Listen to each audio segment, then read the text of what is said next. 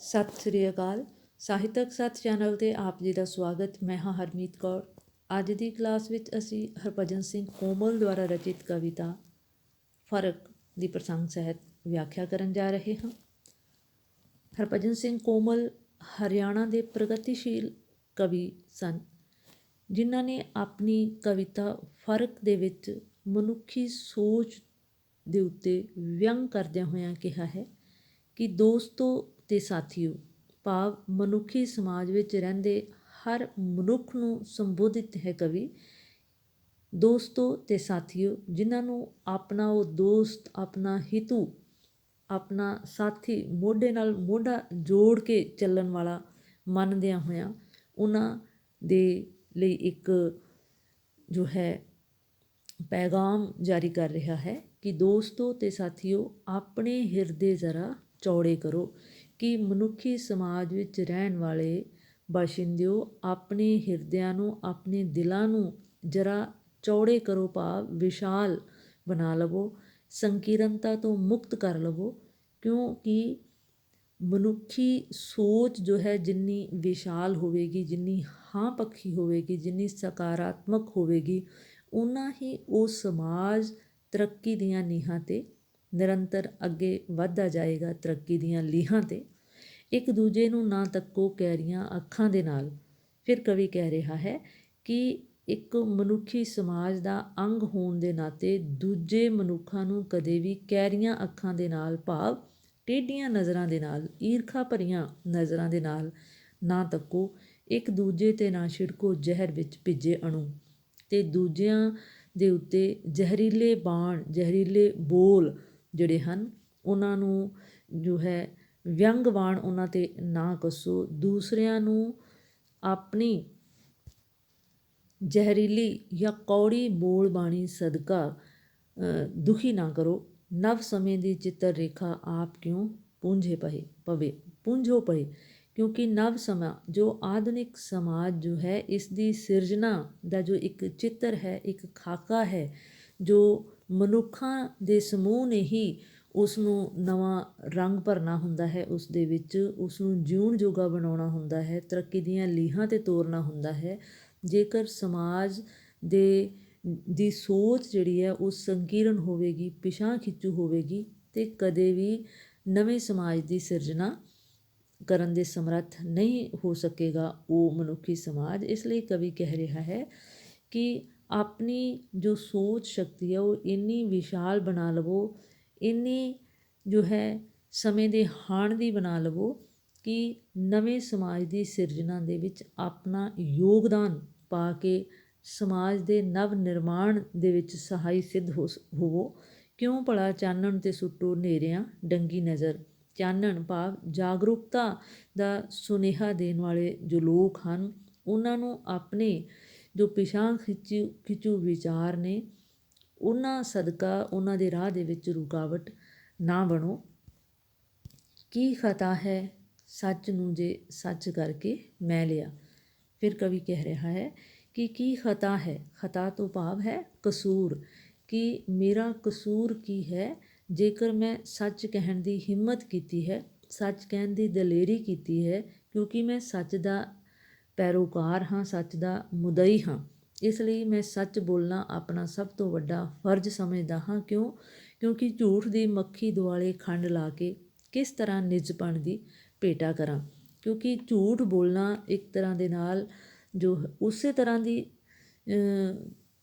ਇੱਕ ਵਰਤਾਰਾ ਬਣ ਜਾਂਦਾ ਹੈ। ਜੇਕਰ ਕੋਈ ਮੱਖੀ ਜੋ ਹੈ ਉਸ ਦੇ ਦੁਆਲੇ ਖੰਡ ਲਗਾ ਕੇ ਕਿਸੇ ਨੂੰ ਭੇਟ ਕਰੇ ਤਾਂ ਉਹ ਜੋ ਹੈ ਕਦੇ ਵੀ ਚੰਗੀ ਗੱਲ ਨਹੀਂ ਹੋ ਸਕਦੀ। ਠੀਕ ਇਸੇ ਤਰ੍ਹਾਂ ਜੋ ਝੂਠੀ ਗੱਲ ਹੈ, ਝੂਠੇ ਸ਼ਬਦ ਹਨ, ਜੇਕਰ ਉਹਨਾਂ ਨੂੰ ਜੋ ਹੈ ਸੁੰਦਰ ਸ਼ਬਦਾਂ ਦੇ ਵਿੱਚ ਲਪੇਟ ਕੇ ਪੇਸ਼ ਕੀਤਾ ਜਾਵੇ ਤਾਂ ਝੂਠ ਹੀ ਰਹੇਗਾ। ਝੂਠ ਜੋ ਹੈ ਉਹ ਮਿੱਠੇ ਸ਼ਬਦਾਂ ਦੇ ਨਾਲ ਕਦੀ ਸੱਚ ਦਾ ਰੂਪ ਨਹੀਂ ਧਾਰਨ ਕਰ ਸਕਦਾ। ਇਸ ਲਈ ਕਵੀ ਕਹਿ ਰਿਹਾ ਹੈ ਕਿ ਮੈਨੂੰ ਇਹੋ ਜਿਹੀ ਬਿਰਤੀ ਵਾਲੇ ਲੋਕ ਪਸੰਦ ਨਹੀਂ ਹਨ, ਜੋ ਝੂਠ ਬੋਲਣ ਵਾਲੇ ਹਨ, ਜੋ ਸੱਚ ਦੇ ਰਾਹ ਦੇ ਵਿੱਚ ਰੋੜਾ ਬਣ ਕੇ ਖੜ੍ਹੇ ਹੁੰਦੇ ਹਨ, ਜੋ ਦੂਸਰਿਆਂ ਨੂੰ ਗੁੰਮਰਾਹ ਕਰਦੇ ਹਨ। ਅਜਿਹੇ ਲੋਕਾਂ ਨੂੰ ਕਵੀ ਨਕਾਰਦਾ ਹੈ। ਕਿਉਂ ਨਕਾਰ ਰਿਹਾ ਹੈ? ਕਿਉਂਕਿ ਕਵੀ ਕਹਿ ਰਿਹਾ ਕਿ ਜੇਕਰ ਮੈਨੂੰ ਝੂਠ ਬੋਲਣਾ ਪਾਪ ਲੱਗਦਾ ਹੈ, ਜੇਕਰ ਮੈਨੂੰ ਸੱਚ ਬੋਲਣਾ ਚੰਗਾ ਲੱਗਦਾ ਹੈ, ਮੇਰੀ ਆਤਮਾ ਜੋ ਹੈ ਜੇਕਰ ਸੱਚ ਦੇ ਰਾਹ 'ਤੇ ਚੱਲਣਾ ਜੋ ਸਵੀਕਾਰ ਕਰਦੀ ਹੈ, ਜਦੋਂ ਮੇਰੀ ਆਤਮਾ ਨੂੰ ਝੂਠ ਪਸੰਦ ਨਹੀਂ ਹੈ ਤਾਂ ਮੈਂ ਝੂਠ ਬੋਲ ਕੇ ਆਪਣੀ ਆਤਮਾ ਨੂੰ ਦੁਖੀ ਕਿਉਂ ਕਰਾਂ? ਕਿਉਂਕਿ ਮੇਰੀ ਆਤਮਾ ਜੋ ਹੈ ਠੀਕ ਇਸੇ ਤਰ੍ਹਾਂ ਇਸ ਸਮਾਜ ਦੇ ਵਿੱਚ ਰਹਿੰਦਾ ਹੋਇਆ ਮਨੁੱਖ ਜੋ ਹੈ ਉਹ ਸਮਾਜ ਰੂਪੀ ਮਨੁੱਖ ਦੇ ਵਿੱਚ ਵੀ ਇੱਕ ਅਜਿਹੀ ਬਿਰਤੀ ਜਿਹੜੀ ਹੈ ਉਹ ਉਸਾਰੂ ਬਿਰਤੀ ਦਾ ਹੋਣਾ ਬਹੁਤ ਜ਼ਰੂਰੀ ਹੈ ਜੋ ਸਮਾਜ ਦੇ ਭਲੇ ਦੇ ਲਈ ਸੋਚੇ। ਕਿਉਂਕਿ ਜਾਣਦਾ ਹਾਂ ਜਦ ਕਿ ਮੱਖੀ ਕਿਸੇ ਨੂੰ ਪਚਦੀ ਨਹੀਂ, ਕਿਉਂਕਿ ਇਹ ਗੱਲ ਜਿਹੜੀ ਹੈ ਉਹ ਭਲੀ ਭਾਂਤੀ ਜ਼ਾਹਿਰ ਹੋ ਚੁੱਕੀ ਹੈ ਕਿ ਜੋ ਝੂਠ ਹੈ ਉਹ ਕਦੇ ਵੀ ਕਿਸੇ ਦੇ ਸੰਗੋਂ ਹੇਠਾਂ ਨਹੀਂ ਉਤਰਦਾ।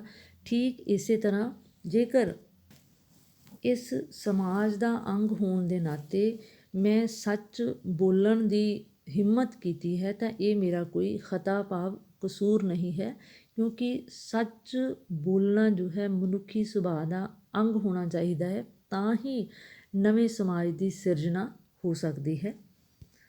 ਸਾਥੀਓ, ਤੁਸੀਂ ਤਾਂ ਕਹਿੰਦੇ ਸੀ ਮੈਂ ਵੀ ਇੱਕ ਤੁਹਾਡਾ ਰੂਪ ਹਾਂ, ਕੀ ਭਲਾ ਕੋਈ ਆਪਣੇ ਹੀ ਰੂਪ 'ਤੇ ਸੱਚ 'ਤੇ ਇਸ ਤਰ੍ਹਾਂ ਦੇ ਤੇਜ਼ ਕਰ ਸਕਦਾ ਹੈ ਵਾਰ? ਇੱਥੇ ਕਵੀ ਨੇ ਇੱਕ ਪ੍ਰਸ਼ਨ ਚਿੰਨ੍ਹ ਲਾਇਆ ਹੈ। ਸੰਬੋਧਿਤ ਹੈ ਉਹਨਾਂ ਲੋਕ ਪ੍ਰਤੀਨਿਧੀਆਂ ਨੂੰ ਕਿ ਹੇ ਦੋਸਤੋ, ਤੁਸੀਂ ਤਾਂ ਕਹਿੰਦੇ ਸੀ ਕਿ ਹਰ ਮਨੁੱਖ ਜੋ ਹੈ ਉਹ ਤੁਹਾਡਾ ਹੀ ਰੂਪ ਹੈ, ਕੀ ਭਲਾ ਕੋਈ ਆਪਣੇ ਹੀ ਰੂਪ 'ਤੇ ਜਾਂ ਸੱਚ 'ਤੇ ਇਸ ਤਰ੍ਹਾਂ ਦੇ ਤੇਜ਼ ਵਾਰ ਕਰ ਸਕਦਾ ਹੈ ਜਿਸ ਤਰ੍ਹਾਂ ਮਨੁੱਖ ਨੂੰ ਜੋ ਹੈ ਆਪਣਾ ਨਿਸ਼ਾਨਾ ਬਣਾ ਕੇ ਆਪਣੇ ਹਿੱਤਾਂ ਦੇ ਲਈ ਲਿਤਾੜ ਕੇ ਆਪਣੇ ਹਿੱਤ ਜਿਹੜੇ ਨੇ ਸੁਰੱਖਿਅਤ ਰੱਖਣ ਦੇ ਲਈ ਤੁਸੀਂ ਮਨੁੱਖਤਾ ਦਾ ਘਾਣ ਕਰ ਰਹੇ ਹੋ? ਕਿ ਕੋਈ ਵੀ ਜੋ ਲੋਕਾਂ ਦਾ ਸੱਚਾ ਸੁੱਚਾ ਪ੍ਰਤੀਨਿਧ ਹੈ ਕਿ ਉਹ ਅਜਿਹੀ ਸੋਚ ਦਾ ਧਾਰਨੀ ਹੋ ਸਕਦਾ ਹੈ? ਸਪਣੀ ਵੀ ਡੰਗ ਦੀ ਆਪਾ ਨਹੀਂ। ਫਿਰ ਕਵੀ ਨੇ ਬਹੁਤ ਹੀ ਸੁੰਦਰ ਮਿਸਾਲ ਪੇਸ਼ ਕੀਤੀ ਹੈ ਕਿ ਸਪਣੀ ਭਾਵ ਜੋ ਪਸ਼ੂ ਪੰਛੀ ਜੋ ਹਨ, ਜੋ ਜੀਵ ਜੰਤੂ ਹਨ, ਜੋ ਕੀੜੇ ਮਕੌੜੇ ਹਨ, ਉਹ ਵੀ ਕਦੀ ਆਪਣੀ ਜਾਤੀ ਦਾ ਘਾਣ ਨਹੀਂ ਕਰਦੇ। ਸਪਣੀ ਵੀ ਡੰਗ ਦੀ ਆਪਾ ਨਹੀਂ। ਸਪਣੀ ਜਿਹੜੀ ਹੈ, ਸੱਪ ਕਿਉਂਕਿ ਬਹੁਤ ਜ਼ਹਿਰੀਲਾ ਹੈ, ਪਰ ਕਦੇ ਵੀ ਕਿਸੇ ਜ਼ਹਿਰੀਲੇ ਸੱਪ ਨੇ ਖੁਦ ਨੂੰ ਨਹੀਂ ਡਸਿਆ, ਪਰ ਮਨੁੱਖ ਜੋ ਹੈ ਸੋਝੀ ਹੋਣ ਦੇ ਬਾਵਜੂਦ ਵੀ ਆਪਣੇ ਹੀ ਵਰਗ ਦਾ ਘਾਣ ਕਰਦਾ ਹੈ, ਆਪਣਿਆਂ ਨੂੰ ਹੀ ਡਸਦਾ ਹੈ, ਆਪਣੇ ਭਾਵ ਮਨੁੱਖੀ ਵਰਗ ਦਾ ਹੀ ਨੁਕਸਾਨ ਕਰਦਾ ਹੈ। ਮਨੁੱਖ ਨੇ ਜੀਵ ਜੰਤੂਆਂ ਤੋਂ ਵੀ ਕੋਈ ਸੋਝੀ ਗ੍ਰਹਿਣ ਨਹੀਂ ਕੀਤੀ। ਮੰਨਦਾ ਹਾਂ ਕਿ ਹਾਂ ਮੈਂ ਨਿੱਕਾ ਅਣੂ। ਫਿਰ ਕਵੀ ਕਹਿ ਰਿਹਾ ਹੈ ਕਿ ਇਸ ਵਿੱਚ ਕੋਈ ਸ਼ੱਕ ਨਹੀਂ, ਮੈਂ ਇਸ ਗੱਲ ਨੂੰ ਜੋ ਹੈ ਸਵੀਕਾਰ ਕਰਦਾ ਹਾਂ ਕਿ ਮੈਂ ਇੱਕ ਨਿੱਕਾ ਜਿਹਾ ਅਣੂ ਹਾਂ, ਅਣੂ ਦਾ ਵੀ ਬਿੰਬ ਮਾਤਰ, ਇੱਥੋਂ ਤੱਕ ਕਿ ਅਣੂ ਦਾ ਵੀ ਜੇ ਕੋਈ ਇਸ ਤੋਂ ਵੀ ਛੋਟਾ ਹਿੱਸਾ ਕੀਤਾ ਜਾ ਸਕਦਾ ਹੋਵੇ ਅਤੇ ਮੈਂ ਉਸ ਨਾਲੋਂ ਵੀ ਛੋਟਾ ਹਾਂ। ਭਾਵ ਮਨੁੱਖ ਹੋਣ ਦੇ ਰੂਪ ਦੇ ਵਿੱਚ ਮੇਰੀ ਤੁਹਾਡੇ ਅੱਗੇ ਕੋਈ ਜਿਹੜੀ ਹੈ ਸੁਤੰਤਰ ਹਸਤੀ ਨਹੀਂ ਹੋ ਸਕਦੀ। ਪਰ ਨਾ ਭੁੱਲੋ, ਪਰ ਇਸ ਗੱਲ ਨੂੰ ਕਦੇ ਵੀ ਭੁੱਲਣਾ ਨਾ ਕਿ ਇਹ ਪਰਮਾਣੂ ਅਣੂ ਦਾ ਹੀ ਸੰਗਠਿਤ ਰੂਪ ਹੈ। ਨਿੱਕੇ ਨਿੱਕੇ ਅਣੂਆਂ ਦੇ ਨਾਲ ਹੀ ਪਰਮਾਣੂ ਬੰਬ ਦੀ ਸਿਰਜਣਾ ਹੁੰਦੀ ਹੈ। ਠੀਕ ਇਸੇ ਤਰ੍ਹਾਂ ਇੱਕ ਇੱਕ ਵੋਟ ਜਿਹੜੀ ਹੈ ਉਸ ਦੇ ਨਾਲ ਹੀ ਅੰਤ ਜਿੱਤ ਦੀ ਪ੍ਰਾਪਤੀ ਹੁੰਦੀ ਹੈ। ਇੱਕ ਵੋਟ ਹੀ ਜਿੱਤ ਦਾ ਨਿਰਣਾ ਕਰਦੀ ਹੈ। ਜਿਵੇਂ ਬੂੰਦ ਬੂੰਦ ਦੇ ਨਾਲ ਸਾਗਰ ਭਰਦਾ ਹੈ, ਅਣੂਆਂ ਦੇ ਨਾਲ ਪਰਮਾਣੂ ਬੰਬ ਦੀ ਸਿਰਜਣਾ ਹੁੰਦੀ ਹੈ। ਠੀਕ ਇਸੇ ਤਰ੍ਹਾਂ ਇੱਕ ਇੱਕ ਮਨੁੱਖ ਦੀ ਜਿਹੜੀ ਹੈ ਸਮਾਜ ਦੇ ਵਿੱਚ ਬਹੁਤ ਜ਼ਿਆਦਾ ਕੀਮਤ ਹੈ।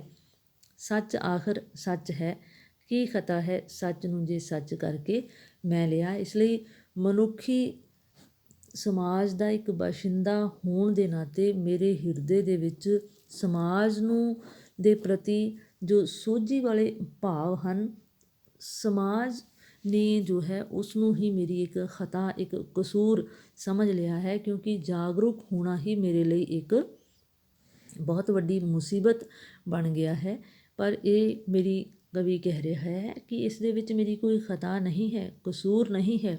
ਜੇਕਰ ਮੈਂ ਸੱਚ ਨੂੰ ਸੱਚ ਵਾਂਗ ਲਿਆ ਹੈ, ਸੱਚ ਨੂੰ ਜੋ ਹੈ ਸਮੇਂ ਦੇ ਜਾਂ ਸਮਾਜ ਦੇ ਸਾਹਮਣੇ ਪੇਸ਼ ਕੀਤਾ ਹੈ, ਪੇਸ਼ ਕਰਨ ਦੀ ਜ਼ਰੂਰਤ ਕੀਤੀ ਹੈ, ਅਤੇ ਇਹ ਕੋਈ ਕਸੂਰ ਨਹੀਂ ਹੈ। ਅਸਲ ਦੇ ਵਿੱਚ ਸਮਾਜ ਨੇ ਸੱਚ ਨੂੰ ਜੋ ਹੈ ਕਿਸੇ ਵੀ ਸਮਾਜ ਦੇ ਵਿੱਚ ਸਵੀਕਾਰ ਨਹੀਂ ਕੀਤਾ। ਸੱਚ ਨੂੰ ਸਦਾ ਹੀ ਫਾਂਸੀ ਮਿਲਦੀ ਆਈ ਹੈ ਔਰ ਮਨੁੱਖੀ ਸਮਾਜ ਦੀ ਇਸ ਤਰ੍ਹਾਂ ਦੀ ਫਿਤਰਤ ਬਣ ਚੁੱਕੀ ਹੈ ਕਿ ਸੱਚ ਨੂੰ ਹਮੇਸ਼ਾ ਦਬਾਉਣ ਦੀ ਕੋਸ਼ਿਸ਼ ਕੀਤੀ ਜਾਂਦੀ ਹੈ।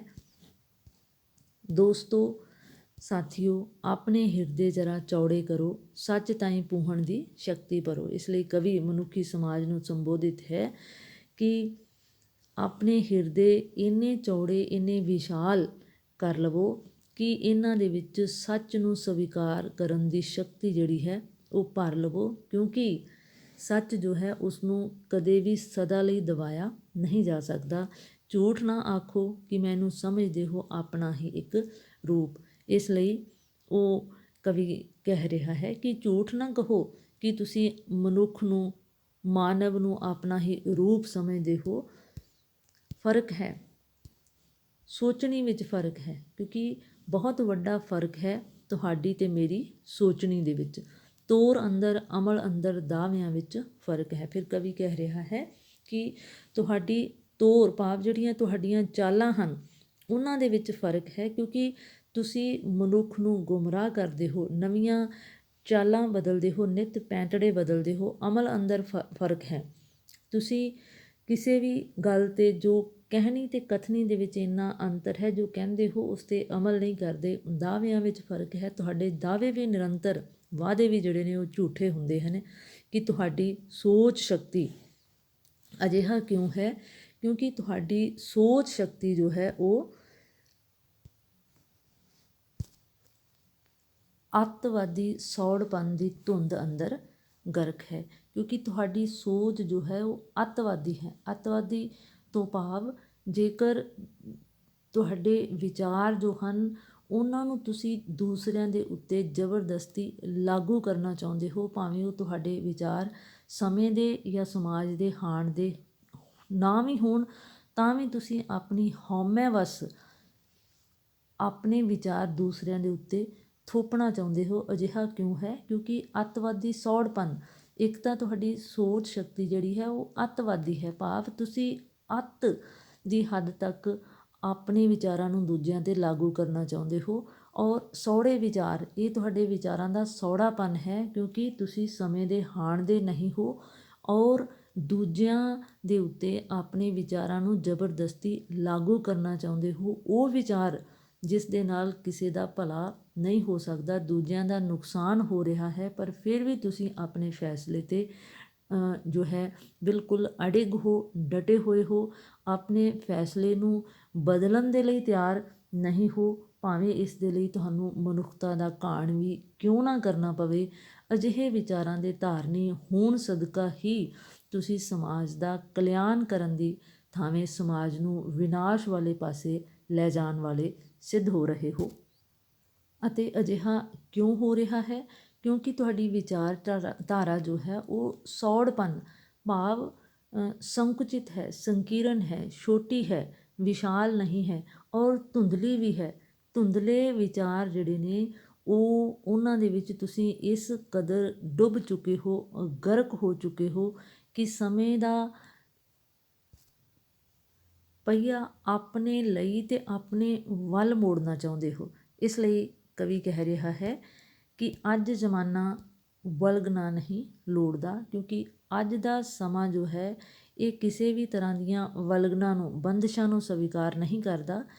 ਅੱਜ ਜ਼ਮਾਨਾ ਸੌੜਾਪਨ ਨਹੀਂ ਮੰਗਦਾ ਅਤੇ ਨਾ ਹੀ ਸੰਕੀਰਨ ਸੋਚ ਨੂੰ, ਛੋਟੀ ਸੋਚ ਨੂੰ, ਸੌੜੇ ਵਿਚਾਰਾਂ ਨੂੰ ਜੋ ਹੈ ਅੱਜ ਦਾ ਸਮਾਜ ਸਵੀਕਾਰ ਕਰਦਾ ਹੈ। ਕਿਉਂਕਿ ਅੱਜ ਦਾ ਸਮਾਜ ਜੋ ਹੈ ਕਿਸੇ ਵੀ ਤਰ੍ਹਾਂ ਦੀ ਵਲਕਣ, ਜਾਤੀ, ਧਰਮ, ਜਾਤ ਜਾਂ ਨਸਲ ਦੇ ਆਧਾਰ 'ਤੇ ਜੋ ਵੀ ਸਮਾਜ ਦੇ ਵਿੱਚ ਵੰਡੀਆਂ ਪਾਈਆਂ ਗਈਆਂ ਹਨ ਇਹਨਾਂ ਨੂੰ ਸਵੀਕਾਰ ਨਹੀਂ ਕਰਦਾ। ਇਹਨਾਂ ਤੋਂ ਬਾਹਰ ਆ ਕੇ ਵਲਗਣਾ ਨੂੰ ਤੋੜ ਆਓ ਬਾਹਰ ਵਾਰ। ਇਸ ਲਈ ਕਵੀ ਕਹਿ ਰਿਹਾ ਹੈ ਕਿ ਹੇ ਮਨੁੱਖ, ਜੇਕਰ ਤੂੰ ਵਿਕਾਸ ਕਰਨਾ ਹੈ ਤਾਂ ਤੈਨੂੰ ਅਜਿਹੀਆਂ ਜੋ ਵਲਗਣਾ ਹਨ, ਸਮਾਜ ਦੁਆਰਾ ਵਾਹੀਆਂ ਗਈਆਂ ਲੀਕਾਂ ਹਨ, ਉਹਨਾਂ ਨੂੰ ਤੋੜ ਕੇ ਬਾਹਰ ਨਿਕਲਣਾ ਪਵੇਗਾ ਕਿ ਤੁਹਾਡੀ ਸੋਚਣੀ ਵੀ ਮਾਣ ਲਏ, ਖੁੱਲ੍ਹੀ ਬਹਾਰ। ਔਰ ਜਿਹੜਾ ਮਨੁੱਖ ਇਸ ਤਰ੍ਹਾਂ ਕਰਨ ਦੇ ਵਿੱਚ ਕਾਮਯਾਬ ਹੋ ਜਾਵੇਗਾ ਉਹ ਸਮੇਂ ਦੀ ਬਹਾਰ ਨੂੰ ਮਾਨਣ ਦੇ ਯੋਗ ਹੋ ਜਾਵੇਗਾ। ਕਿਸ ਲਈ? ਕਿਉਂਕਿ ਉਹ ਸਮੇਂ ਦੇ ਹਾਣ ਦਾ ਹੋ ਜਾਂਦਾ ਹੈ। ਨਵ ਸਮੇਂ ਦੀ ਚਿੱਤਰ ਰੇਖਾ ਆਪ ਕਿਉਂ ਪੂੰਝੋ ਪਏ। ਇਸ ਲਈ ਕਵੀ ਹਰਭਜਨ ਸਿੰਘ ਕੋਮਲ ਮਨੁੱਖੀ ਸਮਾਜ ਨੂੰ ਸੰਬੋਧਿਤ ਕਰਦੇ ਹੋਏ ਕਹਿ ਰਹੇ ਹਨ ਕਿ ਹੇ ਮਨੁੱਖ, ਤੈਨੂੰ ਸਮੇਂ ਦੇ ਹਾਣ ਦਾ ਬਣਨ ਦੀ ਲੋੜ ਹੈ।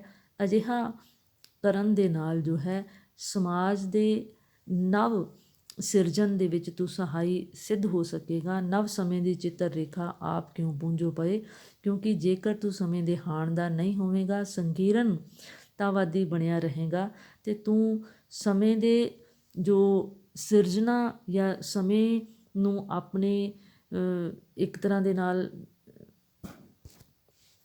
ਕਵੀ ਆਧੁਨਿਕ ਮਨੁੱਖ ਨੂੰ ਸੰਬੋਧਿਤ ਕਰ ਰਿਹਾ ਹੈ ਕਿ ਸਮੇਂ ਦੇ ਹਾਣ ਦਾ ਬਣ ਕੇ ਹੀ ਤੂੰ ਆਪਣੇ ਭਵਿੱਖ ਨੂੰ ਜੋ ਹੈ ਰੰਗੀਨ ਬਣਾ ਸਕਦਾ ਹੈ, ਆਪਣੇ ਭਵਿੱਖ ਦੇ ਸੁਪਨੇ ਨੂੰ ਸਾਕਾਰ ਕਰ ਸਕਦਾ ਹੈ, ਆਪਣੀਆਂ ਆਉਣ ਵਾਲੀਆਂ ਪੀੜ੍ਹੀਆਂ ਦਾ ਭਲਾ ਕਰ ਸਕਦਾ ਹੈ।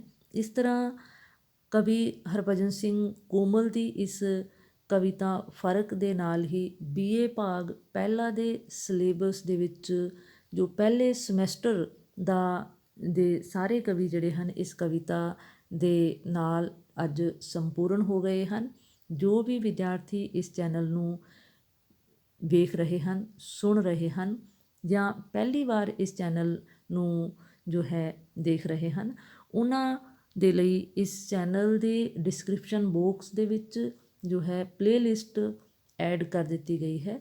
ਸਾਰੀਆਂ ਕਵਿਤਾਵਾਂ ਇਸ ਚੈਨਲ ਦੀ ਪਲੇਲਿਸਟ ਦੇ ਵਿੱਚ ਮੌਜੂਦ ਹਨ।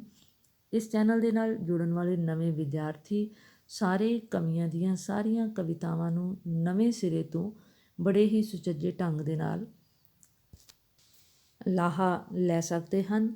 ਔਰ ਜਿਨ੍ਹਾਂ ਵਿਦਿਆਰਥੀਆਂ ਨੇ ਅਜੇ ਤੱਕ ਇਸ ਚੈਨਲ ਨੂੰ ਸਬਸਕ੍ਰਾਈਬ ਨਹੀਂ ਕੀਤਾ, ਚੈਨਲ ਨੂੰ ਸਬਸਕ੍ਰਾਈਬ ਕਰਕੇ ਬੈਲ ਦਾ ਬਟਨ ਵੀ ਦਬਾ ਲੈਣ ਔਰ ਇਸ ਚੈਨਲ ਨੂੰ ਅੱਗੇ ਵਿਦਿਆਰਥੀਆਂ ਦੇ ਵਿੱਚ ਸ਼ੇਅਰ ਕਰਦੇ ਰਹਿਣ ਤਾਂ ਜੋ ਨਵੇਂ ਵਿਦਿਆਰਥੀ ਵੀ ਇਸ ਚੈਨਲ ਦਾ ਫਾਇਦਾ ਉਠਾ ਸਕਣ।